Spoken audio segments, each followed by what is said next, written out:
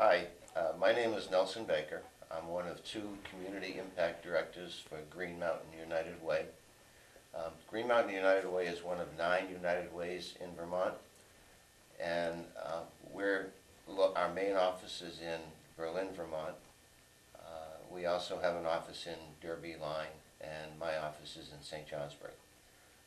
We serve 5 counties: Washington, Orange, Caledonia, Essex, and Orleans. And since I'm in St. Johnsbury, my primary area is Caledonia and southern Essex. Green Mountain United Way has 4 major initiatives: financial stability, basic needs, healthy living, and early learning.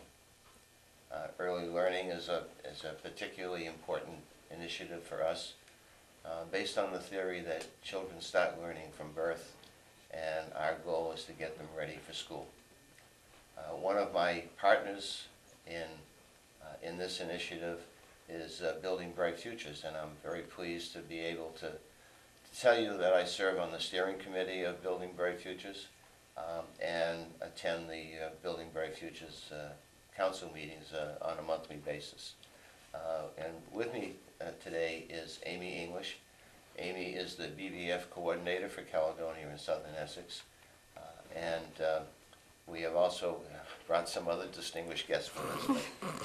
But, let me turn it over to Amy and tell us about the 180 program and what other things that we're doing. Thank you, Nelson, for inviting me today. The impetus behind today is our partnership with Kids Are Priority One and their coalition for the Quality Matters campaign, and it's called Campaign 180. One of the things we do at the Building Bright Futures Council of Caledonia and Southern Essex counties is partner with different people throughout the state to talk about what quality means for children in our community specifically, and we then give our information to the statewide council, which uses this information for policy, for grant writing when federal grants become available. They really count on us to be the people on the ground working with the children and families right here in Caledonia and Southern Essex counties. Right now, this fall, one of our initiatives is called Campaign 180, and we have been asked to contact all 180 legislators throughout the state to let them know what's important in our regions as they work on 3 goals. And one of the goals is to provide early childhood educators with the resources and the incentives they need to get the professional development that will help them raise the quality in their programs. And by programs, I mean home child care providers. There are licensed centers, public preschool programs, private preschool programs. We want to raise the bar in any setting that a child in Vermont would be in. Right now, 71% of Vermont children are in care outside of their home, and we, like Nelson said, it's our job to make sure these children learn the important life skills that they need so that they can be lifelong learners.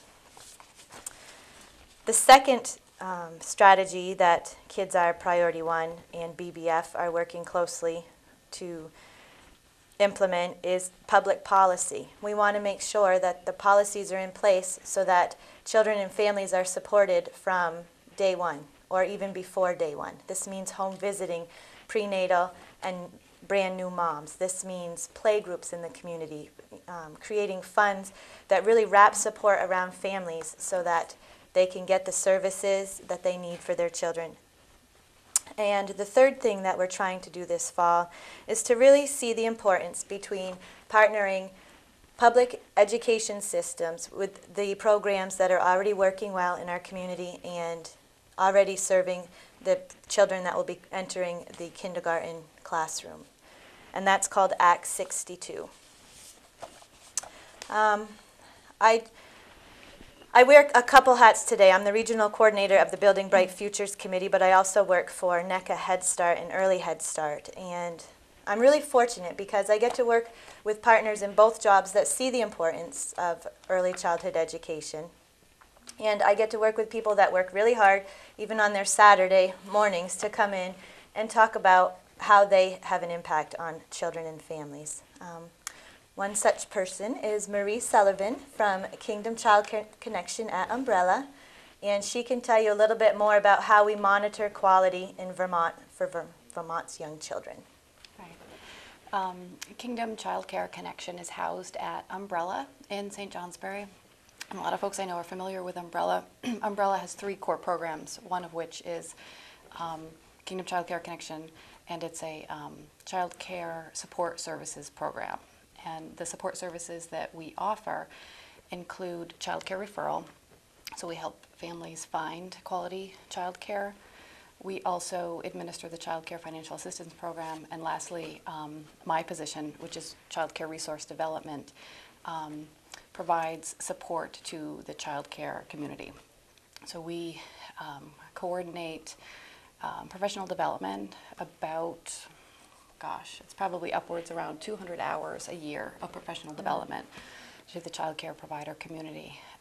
We also provide technical assistance and mentoring to those programs.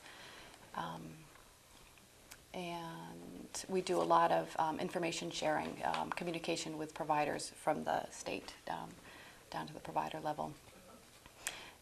And this morning we have a registered family child care provider with us who also is working on a Saturday. Stephanie Simpson has owned and operated a family registered child care program out of her home in East Concord, and has been doing it for about 15 years, and is a 4-star provider, and we'll be talking about stars whenever is a good time.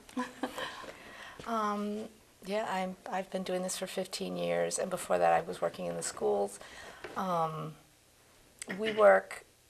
work really hard with Marie and the Bright Futures Council, and I'm the network leader in my area, so I can bring everything that we learn either on the state level or in the local level and bring it down to the provider who needs as much scaffolding as possible and to obtain the quality that the state is looking for.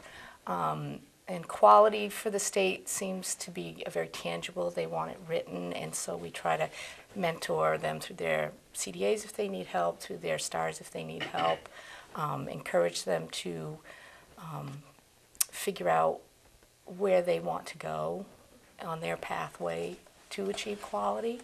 And I mostly do worry, in my own network, I do worry about the girls, and that's